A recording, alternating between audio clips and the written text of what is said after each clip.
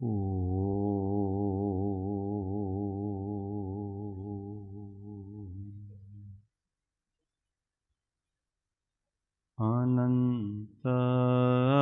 અનંત ભાવ ભેદથી ભરેલી ભલી અનંત અનંત નાય નિક્ષેપે વ્યાખ્યાની છે.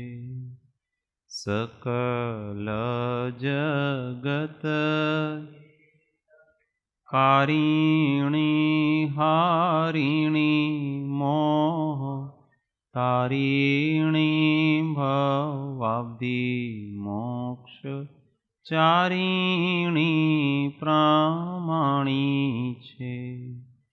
ઉપમા આપ્યાની જેને તમારા ખવી તે વ્યર્થ આપવાથી નિજ મતિ મપાઈ મેં માની છે.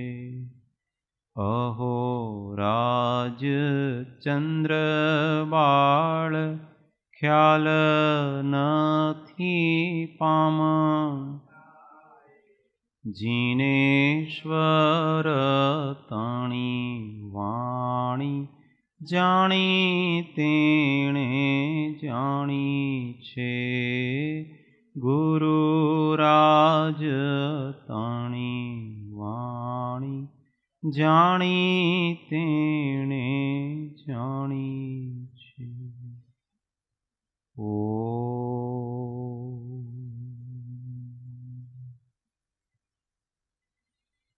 જય સતગુરુ.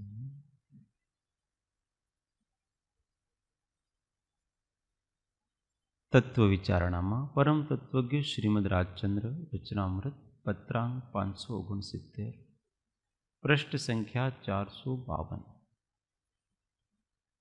હવે આ ઉપાધિ કાર્યથી છૂટવાની વિશેષ આરતી થયા કરે છે અને છૂટવા વિના જે કંઈ પણ કાળ જાય છે તે આ જીવનું શિથિલપણું જ છે એમ લાગે છે અથવા એવો નિશ્ચય રહે છે.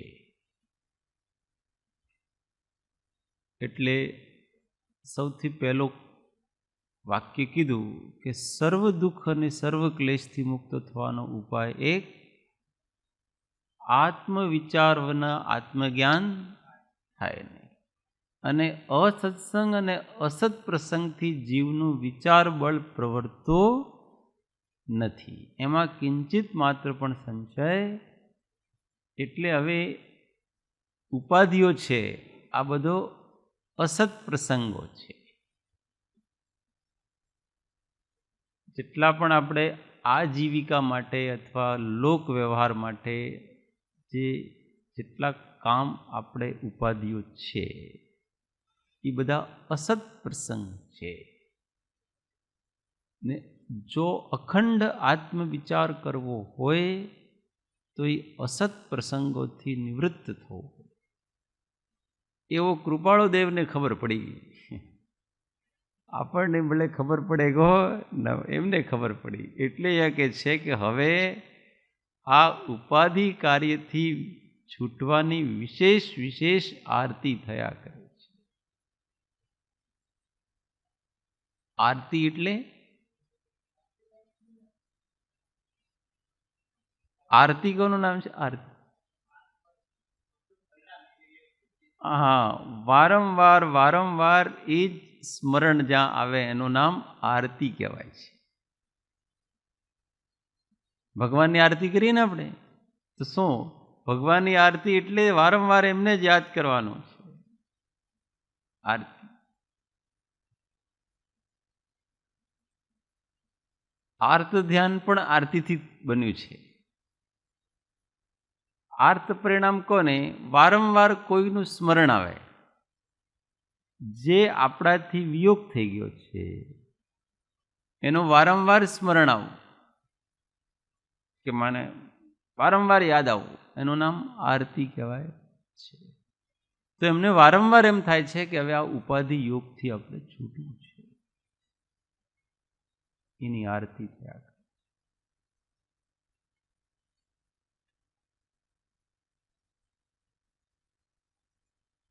અને છૂટવા વિના જે કંઈ પણ કાળ જાય છે તે આ જીવનું શિથિલપણું જ છે. જેટલો આપણે ઉપાધિ કાર્યમાં રહીએ છીએ અને છૂટી નથી શકતા તે આ જીવનો પ્રમાદ છે, શિથિલતા છે. જો આપણે પુરુષાર્થ કરીએ તો છૂટી શકાય એવું છે, પણ અંદરથી એવો ઉત્સાહ, વીર્ય સ્ફુરણ થતું નથી, એટલો વૈરાગ આવતો નથી, નિર્મમત્વ ભાવ આવતો નથી. એટલે ઠીક છે, કરીશું, ઘણા દિવસો પડ્યા છે, એમ દીર્ઘ સૂત્રીપણું આવી જાય છે. દીર્ઘ સૂત્રીપણાના લક્ષણ પદ્મ પુરાણમાં બતાયા છે. એમાં એનો દ્રષ્ટાંત લીધું છે સીતાજીના ભાઈ ભામંડલનો,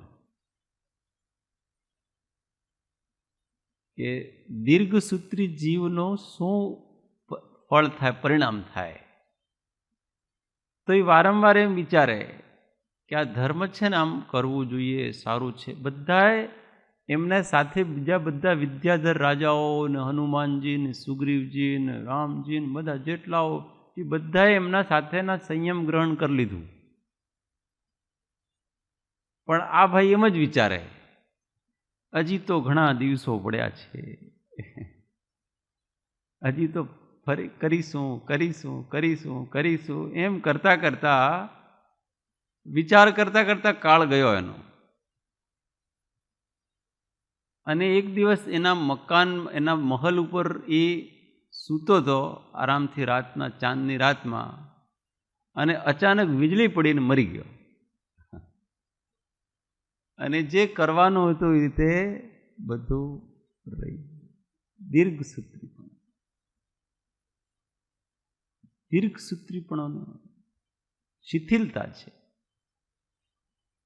જ્યારે એકવાર ખબર પડી જાય કે આ વસ્તુ અનિષ્ટ છે, કામની નથી, આપણા પરમાર્થ કલ્યાણ નથી, તો એને પકડી રાખવાનો શું અર્થ છે? એનાથી ચીપકી રહેવાનો અર્થ શું છે? થોડો ને. પણ મોહ છે ને એ છૂટવા દેતો નથી. તો અહીંયા કે ઉપાધિ કાર્યથી છૂટવાની વિશેષ વિશેષ આરતી થયા કરે છે. અને છૂટવા વિના જે કંઈ પણ કાળ જાય છે તે આ જીવનું શિથિલપણું છે એમ લાગે છે, અથવા એવો નિશ્ચય રહે. આ મારો પ્રમાદ છે, આ હું ઘરમાં છું ને એ મારો પ્રમાદ છે, આ દુકાનમાં બેસું છું એ મારો પ્રમાદ છે. કોણે રોકી રાખ્યા છે? એ છૂટીને નીકળી પડે તો કોણે રોક્યા છે? કે મમ્મી રોક્યા છે કે પપ્પાએ રોક્યા છે? કોઈ નથી રોક્યા. જીવ પોતે રોકાયો છે અનુરાગથી. કોનાથી રોકાય છે? અનુરાગથી રોકાય છે. હોય મોહ અને માને દયા, તો એને કૃપાળુદેવ શું કીધું છે? મોહ દયા. એવું નથી કે માતાશ્રીના કહેવાથી ગ્રસ્તીમાં રોકાઈ ગયા છે કૃપાળુદેવ, એમ માનવું નહીં સિદ્ધાંત દ્રષ્ટિથી. એ તો માત્ર નિમિત્ત છે, બાકી તો એમના રાગના કારણથી રોકાય છે. એમનો, હા, માતા પ્રત્યેનો, જેના પ્રત્યેનો રાગ હોય એમના કારણથી રોકાય છે, એમને શિથિલતાથી રોકાય છે.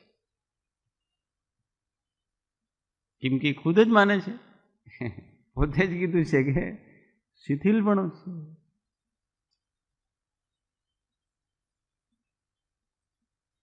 મહાપુરુષોના ચારિત્ર મોહના ઉદયને આપણે આદર્શરૂપ માનવા નહીં. આ એમનો ચારિત્ર મોહનો ઉદય છે કે એ સંયમ સંપૂર્ણ ત્યાગ નથી કરી શકતા, ઘર ગૃહસ્થી છોડી નથી શકતા, એ એમના ચારિત્રમાંનો ઉદય છે. આપણે એને આદર્શ ન બનાવવું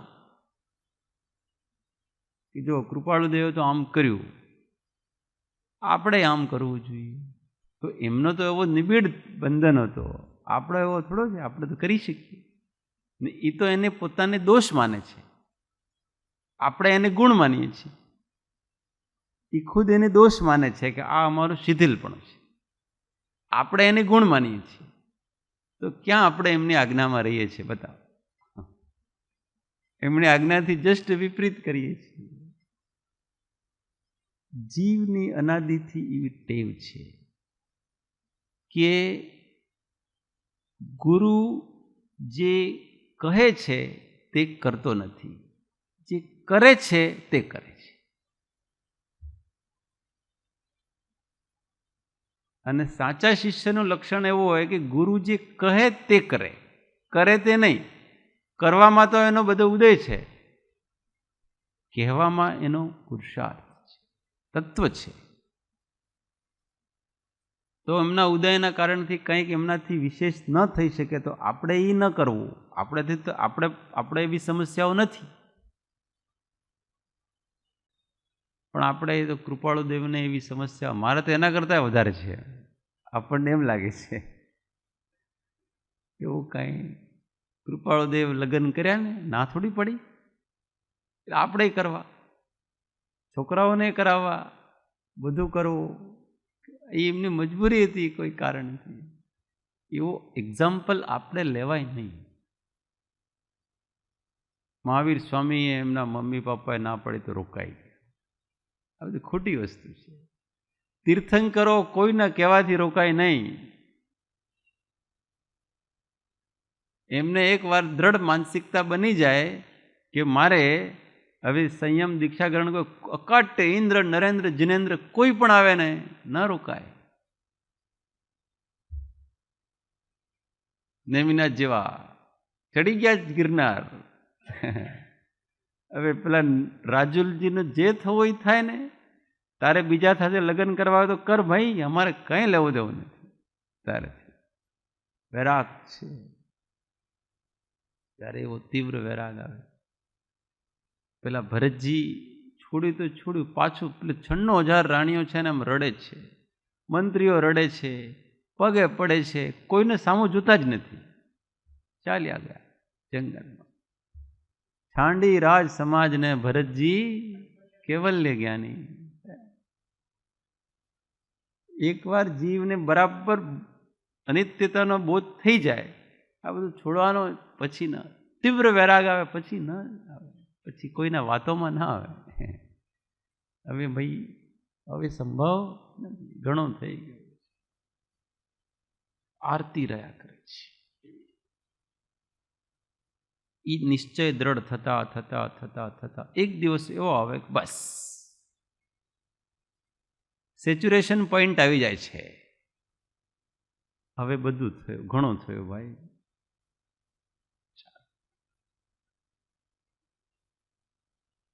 જનકાદી ઉપાધિમાં રહ્યા છતાં આત્મ સ્વભાવમાં વસતા હતા એવા આલંબન પ્રત્યે ક્યારેય બુદ્ધિ થતી નથી. જો અહીંયા જ કીધું, એક્ઝામ્પલ નથી લેતા કે જો પૂર્વમાં જનક આદિ જે ગૃહસ્થીમાં રહેતા હતા, રાજકાજ કરતા હતા, તોય આપણા પોતાના સ્વરૂપમાં રહેતા હતા, એવા આલંબન પ્રત્યે ક્યારેય બુદ્ધિ થતી. આપણે તો ત્યાગ માર્ગ જ સાચો છે ભાઈ. અનંતા તીર્થંકરો એ જ માર્ગ ઉપર ચાલ્યા છે. એ પણ જ્ઞાની હતા, તીર્થંકરો પણ. ઘરમાં કોઈ એમને તકલીફ નહોતી કોઈ, પણ એમને આ મોક્ષ સમજી ગયા કે સંપૂર્ણ સિદ્ધિ કરવી હોય તો સંપૂર્ણ ત્યાગ જોઈએ. જેટલો ત્યાગ એટલી સિદ્ધિ. એટલે ભલે જનક મહારાજને એમની મજબૂરી હશે, આપણે કોઈ એવી મજબૂરી નથી. કર્મ કોઈ છે જ નહીં એમ કરીને ચાલવું. કૃપાળુદેવ કીધું છે. આપણે સાધના કરવી ને જેને 112માં પત્રાંગ 112માં પૂર્વ કર્મ નથી.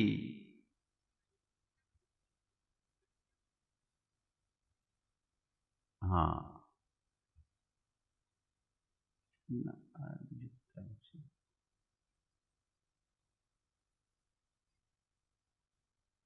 બીજું કોઈ પત્રાંગ છે એમાં પૂર્વ કર્મ છે જ નહીં એમ કરીને એમ માનીને ચાલવું, ને છતાં જો કર્મ આવે તો ક્ષમતાથી સહન કરવું. ચલો એ કંઈક બીજો પત્ર છે.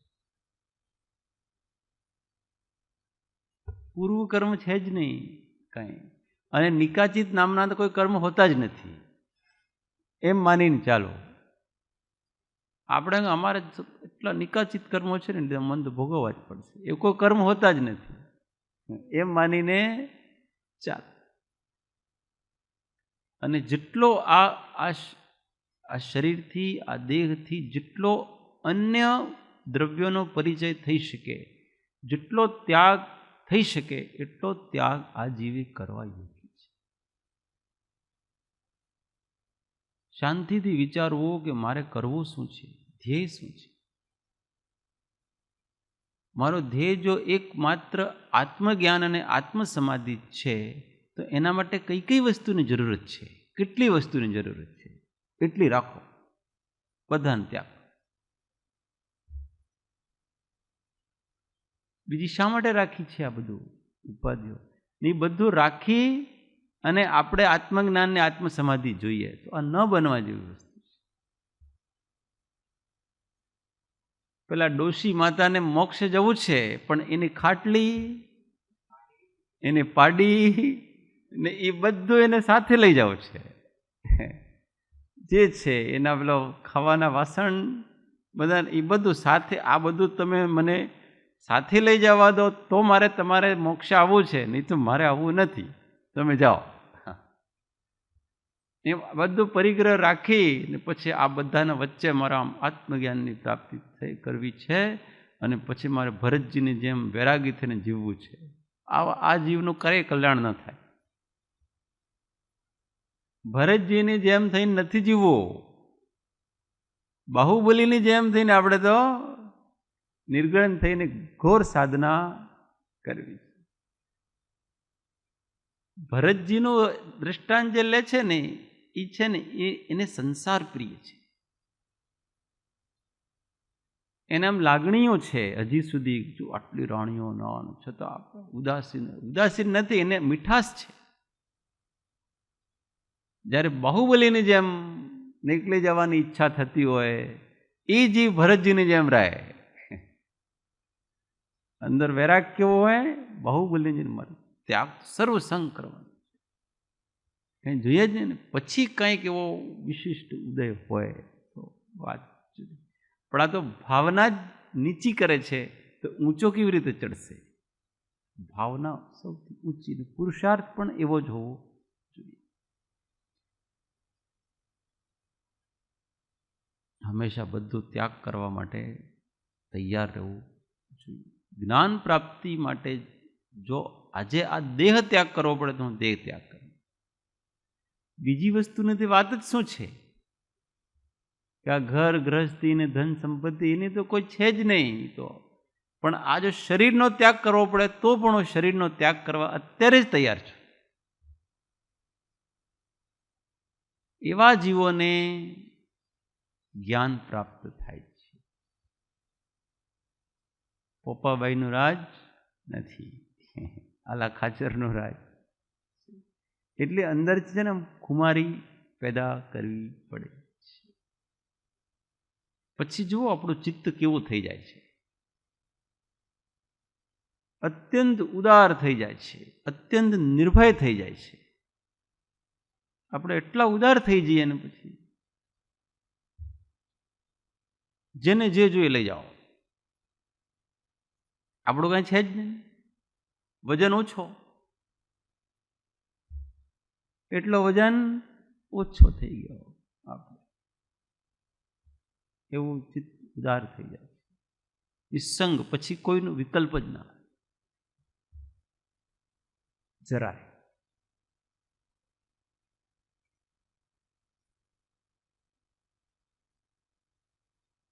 આપણી વૃત્તિને વિચારો કે જ્યાં સુધી ચિત્ત ઘણો જ ઉદાર ન થાય, ઘણો જ મધ્યસ્થ ન થાય, ત્યાં સુધી જ્ઞાન પ્રાપ્ત ન થાય. મધ્યસ્થતા અને ઉદારતા આ બંને વસ્તુ જોઈએ. મધ્યસ્થતા એટલે જેને જે કરવું કરે, મારે દુનિયાથી કોઈ નિસ્બત નથી, મારે કાંઈ લેવું દેવું.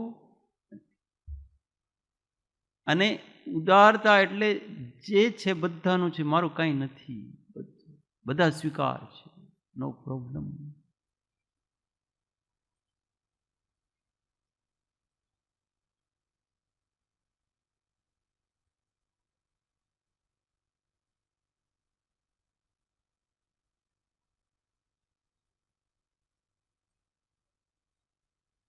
આ તો જે વસ્તુ આપણે કામની નહીં હોય ને, કામની, એ પણ આપણે બીજાને ના આપીએ.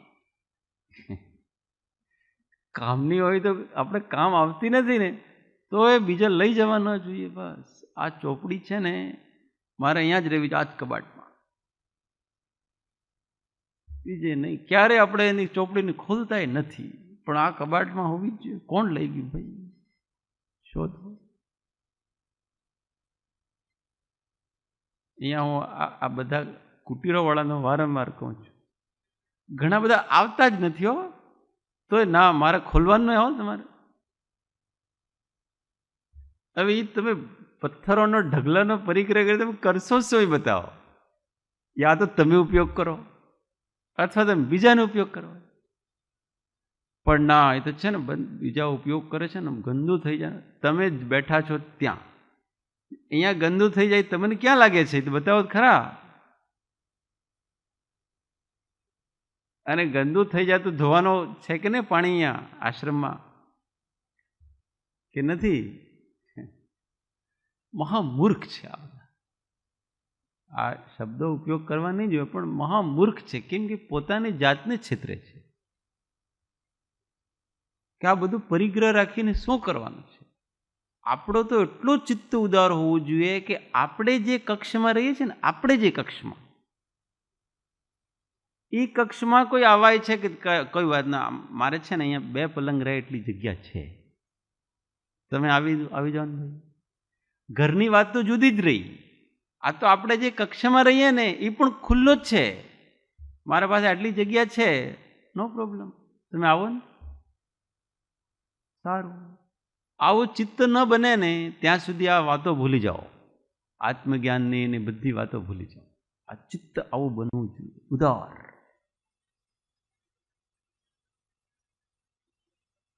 ઉદાર ચરિતાનામ તું વસુધૈવ કુટુંબકમ. પણ આપણી પ્રાઇવેસી, આ એક શબ્દ આવ્યું છે ઘણા વર્ષોથી, પ્રાઇવેસી.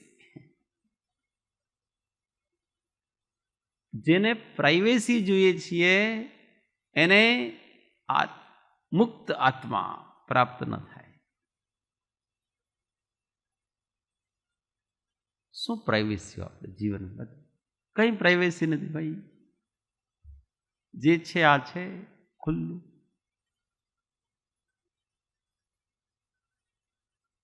એવું બનવું પડે છે. સંતત્વ જીવનમાં આવે નહીં અને આપણે અપેક્ષા કરીએ કે આત્મજ્ઞાન પ્રગટે ને આત્મસમાધિ પ્રગટે, તો એ કેવી રીતે પ્રગટે બતાવો. સંતત્વ આવવું જોઈએ. સંતત્વ છે એ ઘણું વિશાલ હૃદય, મધ્યસ્થતા, આ બધો સંતત્વ, પારદર્શિતા, સરળતા, બધાની સહજ સ્વીકાર, આ બધું સંતત્વ છે. સંત વિના અંતની વાતનો અંત પમાતો નથી. એટલે સંત બનવાનો પ્રયત્ન કરવો જોઈએ. સંતત્વ, એમાં આનંદ છે. ગુપ્ત શું છે બતાવો? કઈ ગુપ્ત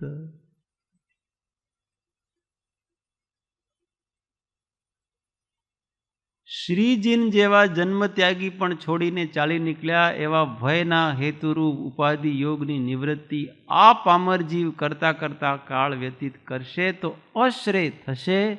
એવો ભય જીવના ઉપયોગ પ્રત્યે પ્રવર્તે છે, કેમ કે એમ જ કર્તવ્ય છે. શ્રીજીન જેવા જન્મત્યાગી પણ, જન્મત્યાગી એટલે જન્મથી જ એમને ત્યાગ જ હતો આખો. એ ઘરમાં રહેતા હતા પણ ઘરમાં રહે જ નહીં એવા હતા. છોડીને ચાલી નીકળ્યા. એ પણ એમને જે ઉપાધિ લાગી, હજી આ ઘર છે ના છે ને પેલું છે ને ઉપાધિ લાગી. એવા ભયના હેતુરૂપ ઉપાધિયોગની નિવૃત્તિ આ પામર જીવ કરતા કરતા કાળ વ્યતીત કરશે તો અશ્રેય.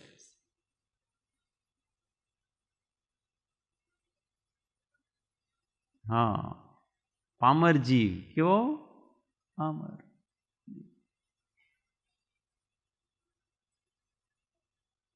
એવો ભય જીવના ઉપયોગ પ્રત્યે પ્રવર્તે છે.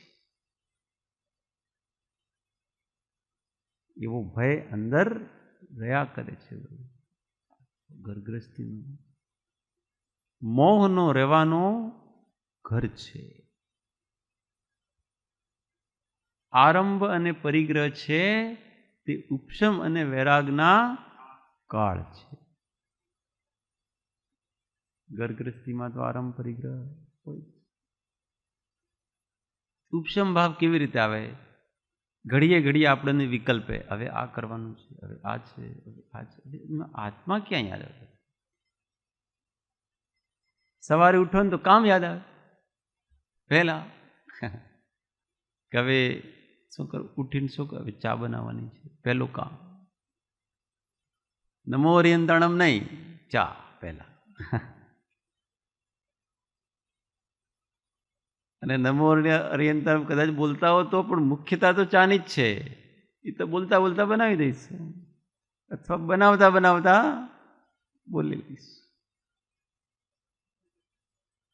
પીતા પીતા બોલાય એમાં શું છે? નમો હરિયંતા. મુખ્યતા તો એની જ છે. પછી ચા પીવાઈ ગઈ તો હવે છાપો લાવો ભાઈ, છાપો આવે, દેશ દુનિયાની ખબર. છાપો નહીં હોય તો ટીવી ચલાવો, દેશ દુનિયાના સમાચાર છે, સામાયિક.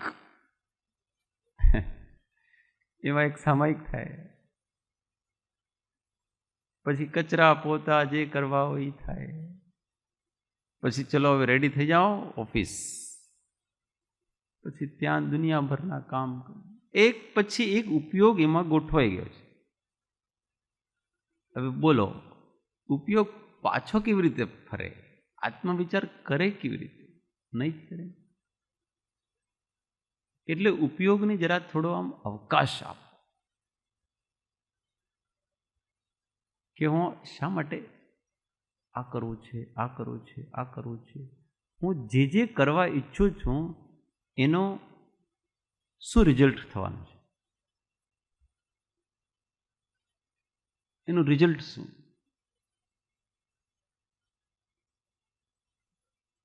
દીવાનગી છે કરવાની, હવે આ કરવું છે, પેલો કરવું છે.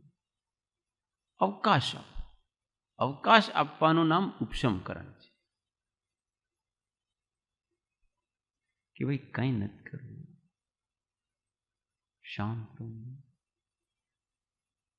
પછી થવા યોગ્ય થશે. કરવું નથી, થવા યોગ્ય થશે. કરવા જેવું તો કંઈ છે નહીં. કરવા જેવો તો આ દેહથી કરવા જેવો કોઈ કાર્ય હોય તો એક જ છે. શું છે? કોઈથી રાગ કરવો નહીં અને કોઈથી દ્વેષ કરવો નહીં, શાંત રહો. એ જ કરવા જેવું છે, બીજું જ શું કરવા જેવું? પણ નિરંતર 24 કલાક ઉપયોગ એક કામ થઈ ગયું. અચ્છા, હવે સ્વાધ્યાય થઈ ગયું, હવે શું કરવાનું? હવે બીજું કંઈક કામ કાઢી રાખ્યું હશે, ઉપયોગ એમાં ગોઠવાશે. પછી શું કરવાનું? ફરીથી સ્વાધ્યાયમાં આવવાનું. પછી શું કરવાનું? ફરીથી કંઈક કામ કાઢી રહ્યું. એ કામ કરવાની વાંધો નથી, આખો દિવસ તમે કામમાં વ્યસ્ત રાખો, પણ જે ઉપયોગને વ્યસ્ત રાખ્યો છે ને ત્યાં પ્રોબ્લેમ છે. ઉપશમ ભાવમાં ઉપયોગ નથી આવતો, એટલે કેમ કે ત્યાં વ્યાકુળતા કામ કરવાની છે. હવે આ પતી ગયો, હવે આ કરવાનું છે, આ પતી ગયો, હવે આ કરવાનું છે. ઉપયોગને તમે રિલેક્સ રાખો હંમેશા. કામ તો યોગ કરે છે, ઉપયોગ રિલેક્સ, ઉપયોગ હંમેશા ઉપશમ ભાવમાં. એટલે કોઈ ઉતાવળ નહીં, આગળનું કરવાનું કોઈ ઈચ્છા નહીં. આ કામ થશે પછી પ્રારબ્ધ અનુસાર જે કરવાનું હશે એ સામે આવશે. મારે એને શાંતિથી કરવાનું છે. પછી બીજાનો ઇંતજાર નથી કરવાનો, એ આવશે સામે. કોઈની પ્રતીક્ષા કરવાની છે જ નહીં. ધ્યાનમાં બેસે ને તો જીવ પ્રતીક્ષા કરે છે. શું? વિચારની પ્રતીક્ષા કરે. હવે મારે આ વિચાર કરવો, કોઈ પ્રતીક્ષા નહીં. પ્રતીક્ષા કરો છો એનો અર્થ એમ છે કે વર્તમાનમાં તમે સંતુષ્ટ નથી, વર્તમાન ઉપયોગમાં તમે સંતુષ્ટ નથી, એટલે કોઈકને તમે પ્રતીક્ષા કરો છો. કોઈ કામની પ્રતીક્ષા કરો છો, કોઈક વિચારની પ્રતીક્ષા કરો છો, કોઈક એવી પ્રતીક્ષા. જ્યાં પ્રતીક્ષા છે ત્યાં વર્તમાન દ્રવ્ય સ્વભાવથી ચ્યુત થઈ ગયો છે.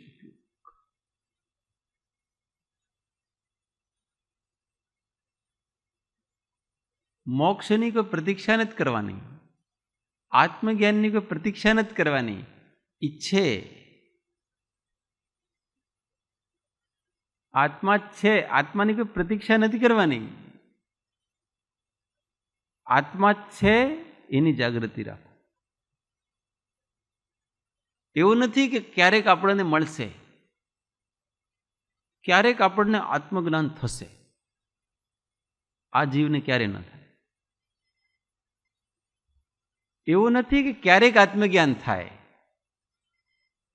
આત્મા અત્યારે છે, એની જાગૃતિ રાખો. પણ આને પ્રતીક્ષા છે હજી. એનો અર્થ એમ છે કે અત્યારે વર્તમાનમાં જે આત્મા છે એને એ માનતો જ નથી. વર્તમાનના દ્રવ્ય સ્વભાવને પોતાના સ્વરૂપની સ્વીકાર જ નથી કરતો. કોઈક કાળે કોઈક નવું એવું સ્વરૂપની કલ્પના કરી રાખી છે કે એ પ્રગટ થશે. આ જીવને ક્યારેય ન થાય. જે ભવિષ્યમાં પ્રગટ થશે એ વર્તમાનમાં છે કે નહીં? જે આત્માનો સાક્ષાત્કાર ભવિષ્યમાં થશે એ આત્મા અત્યારે છે કે નહીં? તો પછી પ્રતીક્ષા કઈ વાતની છે બતાવો? પ્રતીક્ષાની તો વસ્તુ જ નથી. જાગૃતિની જરૂર છે કે જે મોક્ષ થવાનો છે એ મોક્ષરૂપ આત્મા અહીંયા છે. હું છું એ મુક્તિ છે. અહીંયા કોઈ પ્રતીક્ષા કરવાની જરૂર. આમ જીવ કરે તો ઉપયોગ પાછો ફરે છે. એને આત્મ સાક્ષાત્કાર તરત અહીંયા કૃપાળુદેવે કીધું ને, વિચારની ના હમણાં જ એને આત્મજોગ પ્રગટે. વિચારની નિર્મળતાએ કરી જો આ જીવ અન્ય પરિચયથી પાછો વળે તો સહજમાં હમણાં જ તેને આત્મજોગ પ્રગટે. આવી રીતે પ્રગટે હમણાં જ. એને ભવિષ્યમાં જોવાની આદતો પડી ગઈ છે. આપણે આત્મસ્થિતિમાં જેમ કહ્યું, સર્વ જીવ છે સિદ્ધ સમ, જે સમજે તે થાય. આજે હું છું તો હું છું અત્યારે, પણ સદગુરુ આજ્ઞા જીન દશા નિમિત્ત કારણ. સદગુરુ એમ કે છે ભાઈ તમને કે તમે અત્યારે જ છો. તમે જે જ્ઞાનની ઈચ્છા કરો છો એ જ્ઞાન સ્વરૂપ તમે અત્યારે જ છો. એમાં ભવિષ્યમાં અને એ ત્રેકાલિક છો. તમે ભૂતકાળમાં પણ હતા, વર્તમાનમાં પણ છો અને ભવિષ્યમાં પણ એ જ રહેશો. પણ આ જીવને ત્રિકાલી દ્રવ્યની શ્રદ્ધા થતી નથી. ના, મને તો છે ને અત્યારે તો હું અજ્ઞાની છું અને પછી મને જ્ઞાન પ્રગટ થશે. એમ થોડું છે ભાઈ, વસ્તુ એમ નથી. અત્યારે જ તો ચૈતન્ય સ્વરૂપ જ્ઞાન સ્વરૂપ છે, એને સ્વીકાર કરો. આ ક્ષણ જ છે. અચ્છા, આત્મા જ્ઞાની છે કે અજ્ઞાની? બોલો. આત્મા સ્વભાવે જ્ઞાની છે, પણ આપણે એને સ્વભાવને સ્વીકાર જ નથી. પ્રત્યક્ષ મહાન સત્ય જે ઉજાગર છે, પ્રગટ છે, એ સ્વીકાર નથી. એટલે જ્ઞાનીઓને છે ને ખૂબ જ આશ્ચર્ય થાય છે જગતના જીવો ઉપર, કે જે અત્યંત પ્રત્યક્ષ પ્રગટ છે એને આ જીવો માનતા નથી, અને જે નથી એને માને છે. આત્માની શંકા કરે. આત્મા પોતે જે પ્રત્યક્ષ છે એ પરોક્ષ જેવું થઈ ગયું છે, અને પરોક્ષ છે તે પ્રત્યક્ષ જેવું થયું છે કે નહીં? જે જ્ઞાતા હંમેશા છે એને પરોક્ષ લાગે છે, અને જે જ્ઞેય આવે જાય છે એને બીજું છે એને પ્રત્યક્ષ લાગે. મને મહેન્દ્રભાઈ પ્રત્યક્ષ લાગે, પણ મહેન્દ્રભાઈનો જોવાવાળો હું એ પરોક્ષ લાગે. આ કેટલું મોટું આશ્ચર્ય છે! મહાન આશ્ચર્ય છે આખું. એટલે જ્ઞાન પ્રગટ થાય તો જીવને આશ્ચર્ય થાય કે આટલું મહામૂર્ખાપણું હું આટલા વર્ષ કરતો, અનાદિકાળ મૂર્ખતા, મહામૂર્ખતા. પણ મોહ કરાવે છે, મોહ બળવાન. ને આપણે આમ જબરદસ્તી દિમાગને લગાવી આત્મા છું તો ક્યાં છું ભાઈ, પકડું. દિમાગથી ન પકડાય ભાઈ. તમે કહો છો ને કે અત્યારે આત્મા છે, હું દિમાગ લગાવું, આ છું, શરીરથી જુદો છું, આ છું, તો એટલું બધું દિમાગ ખપાવે છે, પરેશાન. એમાંય પરેશાન થઈ જાઓ, આત્મ વિચાર કરવામાં પરેશાન થઈ જવા છો. અરે એવા પ્રકારના પુરુષાર્થ નથી અહીંયા. અહીંયા પુરુષાર્થ કંઈ જુદા પ્રકારનો છે. એ ગુરુગમથી સમજ. દિમાગી પુરુષાર્થ ન કામ આવે. અહીંયા તમે જેમ છે એમ શાંત થાઓ.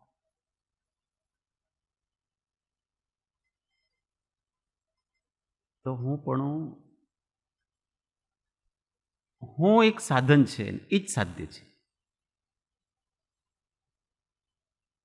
હું પણ જ સાધન છે ને હું જ સાધ્ય છે. હું જ પકડો તો હું મળશે, બીજું કોઈ નહીં મળે.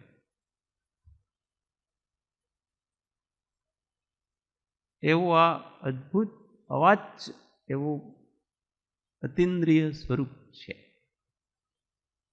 અને આપણે હંમેશા અતિન્દ્રિય જ છીએ. કોઈ કાળે ઇન્દ્રિય ગમ્ય આપણે છીએ જ નહીં, કેમ કે એ વસ્તુ જ અતિન્દ્રિય છે. ને જ્ઞાન હંમેશા અતિન્દ્રિય જ હોય છે. ઇન્દ્રિયો તો માત્ર એમાં નિમિત્ત છે. જ્યારે આ વસ્તુ ઉપર વારંવાર જ્યારે અભ્યાસ કરીશું, ફોકસ કરીશું ને પોતાના અહમ ઉપર, હું પોતાની સ્વસત્તા ઉપર ફોકસ કરીશું, વારંવાર વારંવાર વારંવાર વારંવાર વારંવાર વારંવાર વારંવાર વારંવાર, ત્યારે આપણને એમ લાગવા લાગશે કે ના, વસ્તુ તો હું જ છું ભાઈ, દરેક જગ્યા ને સતત છું. કોઈ સમયનો અભાવ નથી, કટાવ નથી. એક અખંડ વસ્તુ છે. ઊંઘમાં પણ તેજ, જાગૃતિમાં પણ તેજ, સ્વપ્નમાં પણ તેજ, બધી અવસ્થાઓમાં તેજ. હું જ, હું પણ આનું, હું બસ. પછી લાગશે હા, તો આમ જ હતું. ખોદા પહાડ નીકળી ચુઈયા. કંઈક મેં કલ્પના કરી રાખી હતી. શું કલ્પના કરી રાખી હતી? આત્મા કંઈક એવી વસ્તુ હશે ને વિશેષ. અરે કંઈ વિશેષ નથી. સામાન્ય તત્વ છે, પણ અનાદિકાળથી વિશેષનો પરિચય છે. એટલે એ સામાન્ય આપણને સામાન્ય પ્રત્યે વિશેષપણું થઈ ગયું. એ કંઈક વિશેષ હશે ના, સહજ છે. સહજાત્મ સ્વરૂપ પરમ. પણ એ જ્યારે એ દશા હશે ને ત્યારે જ ખ્યાલ આવશે. આ વચનો છે ને, જ્યારે એ દશા પ્રગટ થશે ત્યારે જ આ વચનોનું પ્રત્યક્ષીકરણ થશે, નહીં તો નહીં થાય. કરોડો ઉપાય કરીએ તો પણ ન થાય. જે રાગ દ્વેષ આદિ પરિણામ અજ્ઞાન વિના સંભવતા નથી, તે રાગ દ્વેષાદિ પરિણામ છતાં જીવન મુક્તપણું સર્વથા માનીને જીવન મુક્ત દશાની જીવ અસાધના કરે છે, એમ વર્તે છે. સર્વથા રાગ દ્વેષ પરિણામનું પરીક્ષણપણું જ કર્તવ્ય છે. હવે આ કોઈને અપેક્ષા કીધું છે, એ કોઈક પોતાની જાતને હું જીવન મુક્ત થયો એમ માનતા હશે. બસ અમને તો બ્રહ્મ જ્ઞાન થઈ ગયું છે એટલે હવે તો મુક્ત થઈ ગયા છે. તો ભાઈ પ્રત્યક્ષ રાગ દ્વેષ દેખાય છે, તમે પોતાની જાતને જીવન મુક્તપણું કેવી રીતે માની શકો? હા, તમારી દૃષ્ટિ મુક્તિ છે, પણ તમે સંપૂર્ણ મુક્ત થઈ ગયા છો એવું તમે ન માની શકો. કેમ કે પ્રત્યક્ષ રાગ દ્વેષ દેખાય છે. એટલે આ વેદાંતના કોઈ ભાઈ હશે તો એમ માનતા, વેદાંત પદ્ધતિમાં આવું છે કે એક વાર બ્રહ્મ જ્ઞાન થઈ જાય ને એટલે મુક્ત થઈ ગયા. પણ એમ નથી. એ મુક્તિનું દ્વાર છે, દ્વારોદ્ઘાટન થયું છે. અત્યારે આ માર્ગ ચાલુ થયો છે, હજી રાગ દ્વેષ બાકી છે. 3 કષાય ચોકડી બાકી છે. કોઈ પોતાની જાતને માને તો એ જીવન મુક્તપણાની અસાધના કરે છે. કેમ કે લોકો છે ને, લોકો તો ભ્રમમાં આવે, ભ્રમમાં રહી જાય. પોતાની જાતની ભગવાન, હવે તો આપણને તો ભગવાન થઈ ગયા છે, બસ હું ભગવાન છું, તો લોકો તો માનવા લાગે. પછી સાચા ભગવતપણાથી લોકો દૂર થઈ જાય. ભગવાન એટલે આ દશા ભગવાનની છે એમ નથી ભાઈ. વીતરાગ દશા કંઈક જુદા પ્રકારની. આ તો એક જ્ઞાનની પ્રાથમિક દશા છે, જે 4થા ગુણ સ્થાને પ્રગટે છે. એ જ્ઞાનની એક પ્રાથમિક દશા છે, કોઈ નવાઈ નથી. પણ પેલા આમાં લખ્યું છે સમયસારમાં, અમૃતચંદ્રાચાર્ય ટીકા કરી છે, જ્ઞાનીને બંધ નથી એમ કરીને હું સમ્યક દ્રષ્ટિ એમ કરીને મું ફુલાવીને નામ ચાલે છે કે મેં જ્ઞાની હું और हमको तो कभी બંધ होगा નહીં એમ કરીને ચાલે છે. તે મૂળ અજ્ઞાની દુષ્ટ છે એમ કીધું છે. જ્ઞાન પ્રાપ્ત થયું હોય તો એ તો વિનમ્ર થઈ જાય છે. દેખો, આમ બધાને બતાવવાની વસ્તુ થોડી હોય, ન બતાવવાની વસ્તુ હોય, ન છુપાવવાની વસ્તુ હોય. જે છે એમાં શું?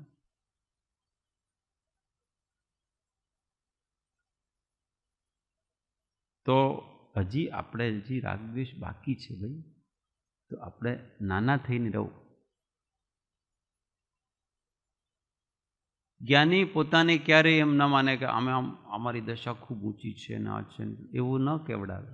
માને નહીં ને કેવડાવે નહીં. જે કેવડાવે એમ સમજી જવું કે એના અંદર જ્ઞાન નથી તો પાકું જ છે. મિથ્યા દ્રષ્ટિ છે જે પોતાની જાતને એમ કેવડાવતા હોય કે અમે મોટા થઈ ગયા ને અમારી દશા આ છે ને અમને તો આમ ક્યારેય રાગ જ નથી થતો ને કોઈ દ્વેષ જ નથી થતો ને, સમજી જવાનું કે એ અજ્ઞાની છે. એ તો ભાઈ આપણે તો આપણી દશા નીચી છે. હા, સમ્યક દ્રષ્ટિ જીવના 8 ભૂષણોમાંથી એક નિંદા છે અને એક ગરહા છે. હંમેશા આત્મનિંદા કરે, ભાઈ આપણે તો પાપી છીએ.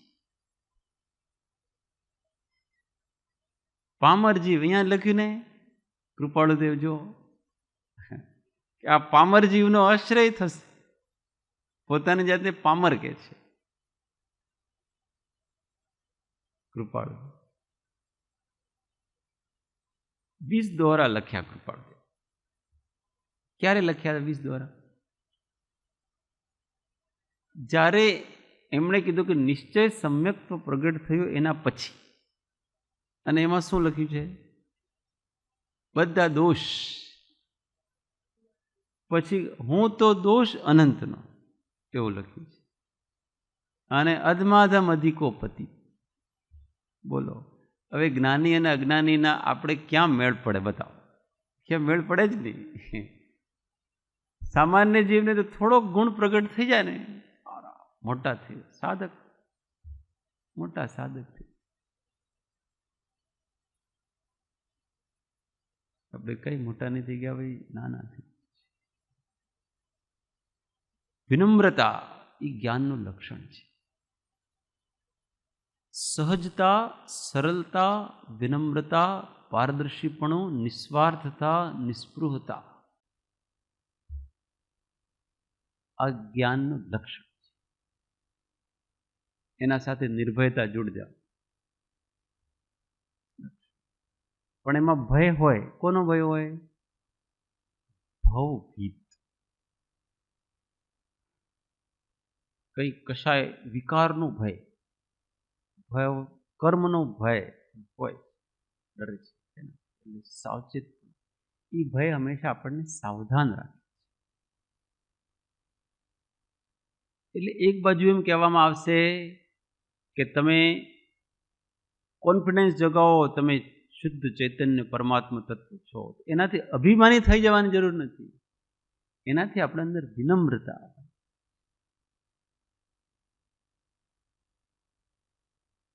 એ નિશ્ચય પદાર્થોનો નિર્ણય કરવા માટે છે, અભિમાન કરવા માટે. એમ બંને બાજુથી ચાલુ છે. એવું નહીં કે લોકોને બતાવવા માટે વિનય, નમ્રતા, લોકોને બતાવવા માટે નહીં.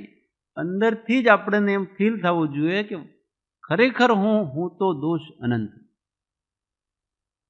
ખરેખર હું પામર પ્રાણી છું, ખરેખર હું અધમાધમ અધિકો પતિત છું. આમ આપણને ફીલ થવું જોઈએ. એમને કે બહાર કેવા ખાતર કહેવાનું. આપણે બહાર તો ભાઈ આપણે એમ જ કહેવું પડે ને. અંદર તો માનતો નથી. અંદર તો હું માનું છું, હું કેવળ જ્ઞાન સ્વરૂપ છું. અંદર તો એમ માને છો કે હું કેવળ જ્ઞાન સ્વરૂપ છું, અને બહારથી હું તો અધમાધમ અધિકો. કેમ લોકો સારું માનશે? કેટલો વિનયવાન છે ભાઈ, કે એમ કે છે કે અધમાધમ અધિકો પતિ. લોકોમાં પ્રતિષ્ઠા માટે, પ્રશંસા માટે એ વિનય આદિ સરળતા આદિ રાખે છે. આ તો એક પ્રકારની માયાચારી. મને અંદર જ એવું ફીલ થવું જોઈએ કે ખરેખર જ હું આ દુષ્ટ પ્રાણી છું, પામર. આ દશાનો માર્ગ છે. જેટલી દશા પ્રગટ થશે ને એટલો જ લાભ થશે. એટલે અંદર એવી દશા પ્રગટ કરવાનો પ્રયત્ન કરવો. એટલે સર્વથા રાગ દ્વેષ પરિણામનું પરીક્ષણ પણ જ કર્તવ્ય છે. જ્યાં સુધી સર્વથા રાગ દ્વેષપણો ન જાય ત્યાં સુધી નીચે નમ્રતાથી, વિનયથી ચાલવા જોઈએ. ભગવાનના શરણમાં રહેવાનું, દેવગુરુના શરણમાં.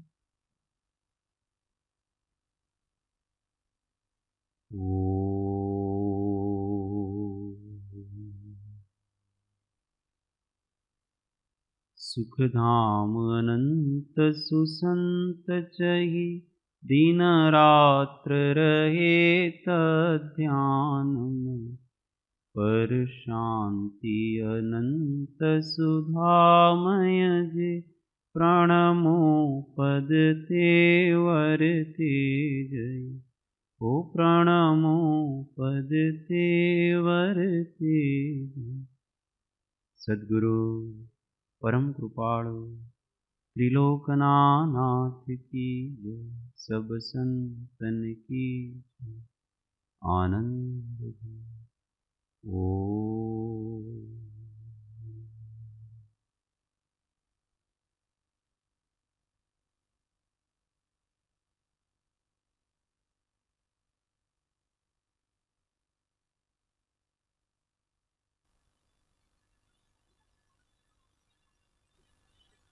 જય સદગુરુ